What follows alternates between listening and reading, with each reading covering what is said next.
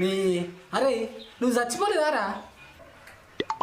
ఏమైందిరా మళ్ళీ ఇట్లా బిడకల ఇట్లా అన్నవా? అరే నువ్వు చచ్చిపోయినట్టు కల వచ్చిందిరా నాకు. పట్ట వాటిలో అంటే పీడకల రాకపోతే ఫిగర్ వస్తారా రా? అయితమనే కానీ ఏదో ఆట ఆడతా అని చెప్పి ఈ సాటుకు కూర్చొని సరసాలు ఆడతారా రా? అయినా మీ అత్తమ్మ ఎటు వేర్రా?